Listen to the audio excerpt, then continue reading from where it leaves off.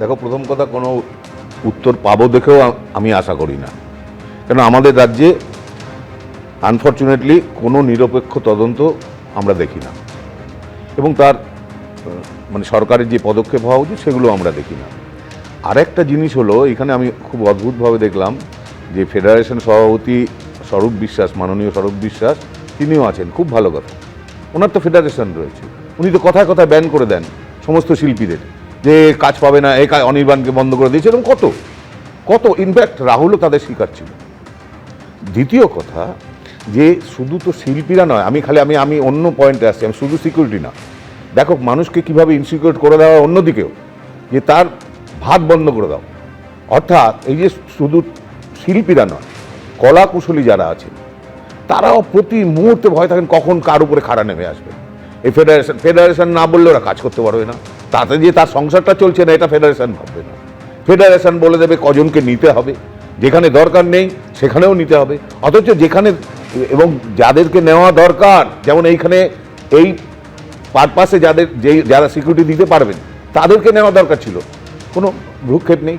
খালি এখন লোকের সামনে এসে বলছেন এটা আর আমরা নিরপেক্ষ তদন্ত চাই। নিরপেক্ষ তদন্ত আমাদের এখানে এই রাজ্যে আমরা আশা করি কি করি না, অদ্ভুতভাবে। হ্যাঁ, আসলে পুরো ব্যাপারটাই ফেডারেশন, প্রযোজক সংস্থা এবং চ্যানেল, এদের একটা নেক্সাস। এখানে কোন ফিল্ম হবে, কোন সিরিয়াল হবে সেগুলো ঠিক করেন এরা বসে, কাকে নেওয়া হবে কাকে নেওয়া হবে না। আমার প্রশ্নটা হলো, এরা কারা কারা? আজকে লীনাদিকে যে জায়গায় বসানো, ওনাকে মহিলা কমিশনের চেয়ারপারসন করা হয়েছে। উনি কিছু সিরিয়াল উনি লিখেছেন বা লেখেন, এবং সেগুলোর মান আপনারা যারা টেলিভিশনটা দেখছেন আপনারা জানেন সেই সিরিয়ালের মান কি। ধরা হয় যেন তারাশঙ্কর বন্দ্যোপাধ্যায় অথবা শরৎচন্দ্র চট্টোপাধ্যায়, এমন লেখা। তাকে করে দেওয়া হলো মহিলা কমিশনের চেয়ারপারসন। আজকে অবধি ওখানেই তো পদত্যাগ করা উচিত। দ্বিতীয় কথা, উনি প্রথম থেকে মিসগাইড করে আসছেন। আমরা যতটুকু নিউজ চ্যানেল এবং খবরের কাগজ পড়েছি, প্রথম থেকে উনি মিসগাইড করে আসছেন। এইগুলো সদুত্তর কে দেবে?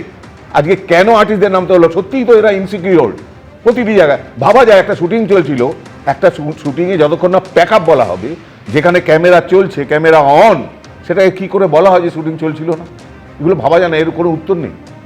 একদম, মানে আমরা শুনছিলাম সৃজিত মুখোপাধ্যায়ের বক্তব্য, আমরা শুনছিলাম তিনি বলছেন যে বাধ্য হয়ে আজকে রাস্তায় নামতে হলো, কারণটা জানার জন্য রাস্তায় নামতে হলো। আমি সমীরদার কাছে আসবো, তবে তার আগে আমি একবার অরিন্দম বাবুর কাছে যাবো। অরিন্দম বাবু, মানে দেখুন একটা বিষয়, মানে যে একটা মৃত্যু যাকে কেন্দ্র করে এত প্রশ্ন উঠছে, যেখানে এই অভিযোগটাও সামনে এসেছে যে ওই শুটিংয়ের জন্য কোনো রকম অনুমতি নেওয়া ছিল না, তো সেক্ষেত্রে এই যে এত প্রশ্ন একটা মৃত্যুকে কেন্দ্র করে, তাহলে তদন্ত কিভাবে এগিয়ে নিয়ে যাওয়া উচিত ছিল বলে আপনার মনে হয়? প্রথমেই বলে দিই যে এইভাবে শুটিং হয় না, এইভাবে শুটিং হয় না। শুনে রাখুন, শুটিং করতে গেলে কতগুলো পারমিশন লাগার দরকার। হু ইজ দ্য ডাইরেক্টর, কারা পরিচালক?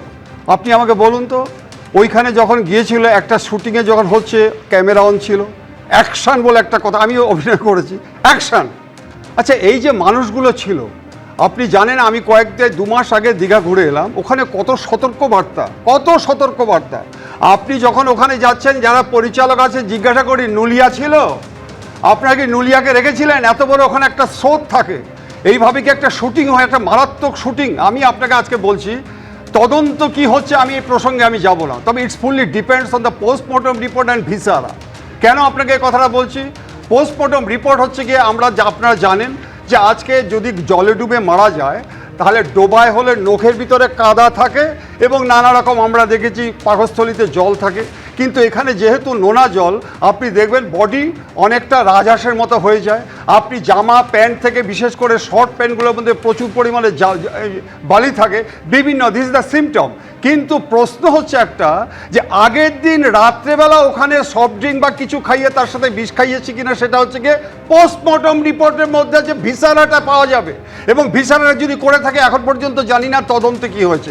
এনারা আজকে বলছেন মার্ডার হয়েছে, এনারা বললে তো হবে না। আপনারা যদি মনে করে থাকেন, আমিও সমবেতী, কিন্তু আমরা এখনো আপনার স্যাটিসফাইড নয় নির্ভয়া কাণ্ডে।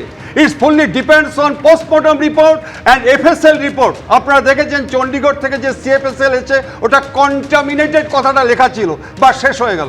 এবিপি আনন্দ, এগিয়ে থাকে, এগিয়ে রাখে।